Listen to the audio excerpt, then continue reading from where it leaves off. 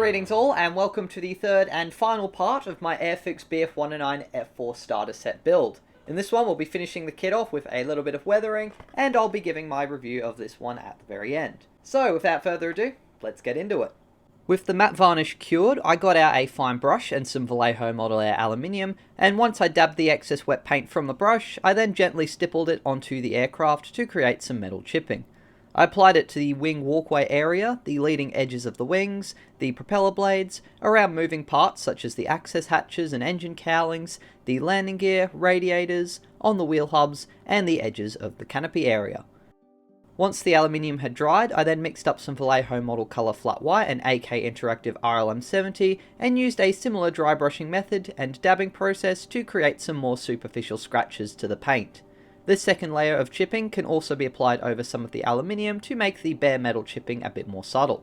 The same process was repeated on the underside of the aircraft with some flat white and RLM65. The exhausts were then painted model colour gold in two thinned coats to act as their base colour.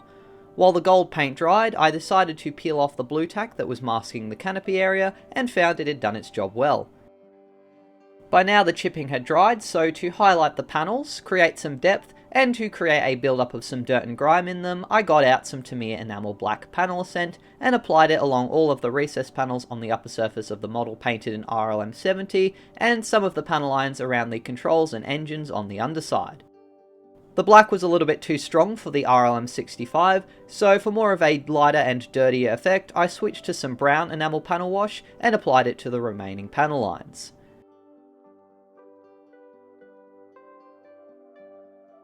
Once the panel washes had been applied, I let the wash dry a bit and then used a cotton bud soaked in some X20 enamel thinners to rub away the excess and soften the effect. The enamel thinners also help the wash to flow into just the gaps and can also create subtle streaks if you rub them in the direction air would flow over the aircraft while it's in flight. For the next stage of weathering, I switched to some oil paints, namely Abteilung 502 Black, Engine Grime, Flat Earth, Buff, and White. These were applied onto some cardboard and left to dry for about 2 hours to help remove the excess oil, which would help them provide a more matte finish rather than a glossy one. After this, I then started to apply some exhaust stains by mixing some AK odorless thinners to reactivate some of the dried black and dab this onto the exhausts and in a line on the fuselage heading back from the exhausts and along the wings. I also dabbed some onto the wings near where the exhaust was based on reference photos. Once the dabbing had been applied, the oil paint was then blended gently with a brush which had been dipped in the thinners. This technique was also used for engine grime and black for some stains and streaks around the landing gear and radiators, along with a trick where you can apply the thinners to the model and then use a very fine brush to draw very thin lines for streaking of various fluids such as oil or coolant. In reference images, 109 seemed to generally build up a lot of black streaks just behind the wing. My replication is probably a little bit extreme, and maybe I do need to contact Mercedes-Benz to fix an oil leak, but I think oil stains and streaks can build up very quickly even on a well-maintained aircraft, and if they aren't washed regularly, they definitely would stay. For some dirt stains and marks, I use the Flat Earth and Buff colours and apply them sparingly onto the walkway, but a little bit more heavily on the wheels, the bottom of the rudder, and the underside of the wings where dirt and mud would get flicked up by the aircraft if it was taking off from an unprepared strip, which was often the case on the Eastern Front. After some more touch-ups and blending, I then let the model's oil paints dry for a couple of days since they take a long time to dry, and in the meantime I started to cut out the canopy and its antenna. I actually lost the original kit's antenna, but luckily the Edgewide 109 has several spares, so I ended up taking one from that kit. A bit of light sanding was required on the canopy to remove some excess sprue, and I had to use my knife to carve out some of the plastic which was interfering with my resin instrument panel. After this was done, I then test fitted the canopy, and once I was satisfied, glued the radio antenna to it and began painting the interior colour of the frames. I did this with 2 coats of Vallejo Model Air RLM66 Dark Grey, using a fine brush to pick out the canopy frames. While the final coat of the RLM66 on the canopy frames dried, I carefully picked out part of the landing gear shock and painted a base colour for the nav lights using some Model Air RLM01 Silver. Vallejo gunmetal was then used to paint the machine guns on the cowling and prop spinner, and for the exterior colour of the canopy framework I applied 2 coats of the AK Interactive RLM70 and left it to dry. For the nav lights, I painted over the now dry silver with some Tamiya clear red and clear green, although I made a mistake and accidentally painted the left wing light green and the right wing red, but I would later correct this. After some final touch-ups on the canopy and the antenna, I then used a cocktail stick to very carefully scratch away the paint from the clear parts of the window.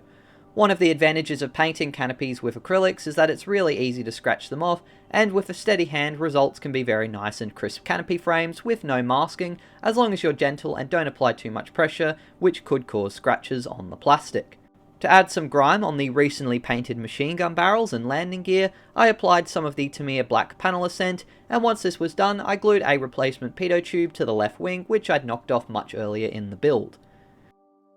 For some antenna rigging, I used my normal method of AK Interactive Mega Thin rigging wire and some Deluxe Materials Rocket CA glue by gluing one of the wires to the antenna and then gently stretching it to the tail, wrapping it up slightly and gluing it into place, and then trimming away the excess. For the smaller section of wire, I glued on another piece of rigging wire to the fuselage based on reference photos, and then to the main part of the rigging wire. This process seems to get easier with practice, so I definitely swore a lot less this time compared to the last 109 I'd added rigging wire to.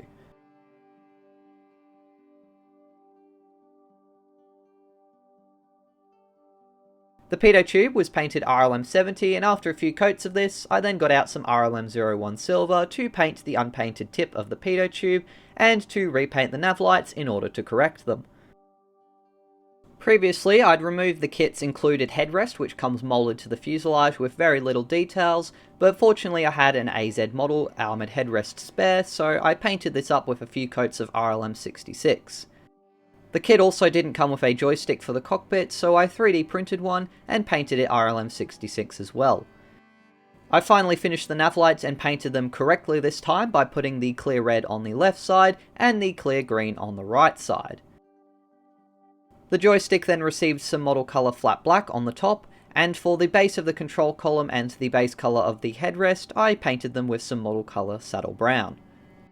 To give the headrest and base of the control column a more weathered leather look, I dry brushed them with a little bit of model colour light brown. Once it had been painted, I carefully removed the joystick from its supporting frames from when it was printed, and glued it to the cockpit floor using some Deluxe Materials Rocket Odorless CA glue. The CA glue was also used to carefully glue the headrest to the roof of the canopy since it doesn't dry and fog up clear parts, and after some minor adjustments to make sure it fitted, the canopy would finally fit into place, and with that, the Airfix 109 F-4 starter set was finally completed.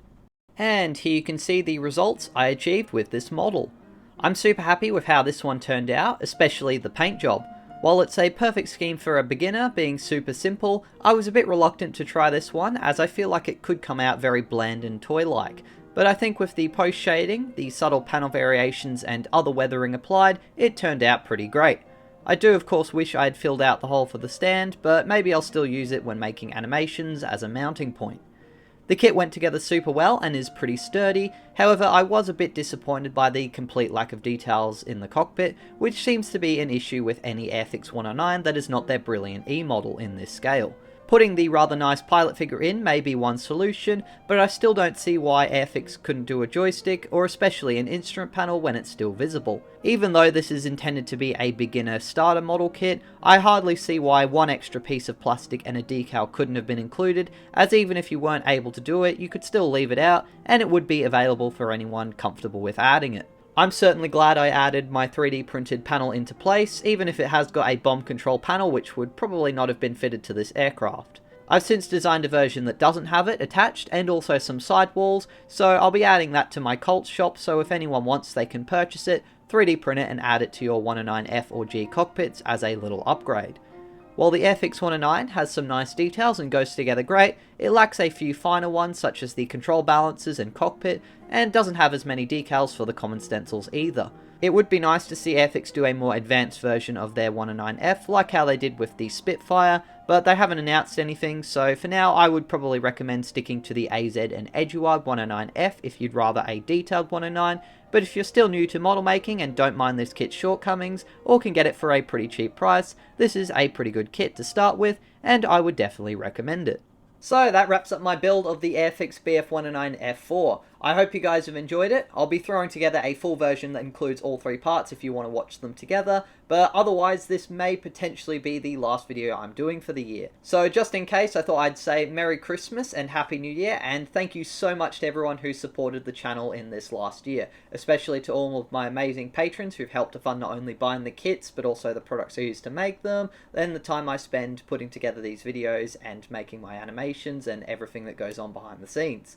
I'm really looking forward to getting into a new year and doing a lot more projects as long as there's money flowing in and I can work things out in between my schedule and life. So hopefully there'll be plenty more builds, lots more 3D prints and designs, and of course I'll be really trying to get into gear with my Milne Bay film stop motion and getting that written, and at the very least starting to put voices together and finishing off the kits I need for it. So thanks again for a fantastic year, and until the next one, take care, and as always, model on.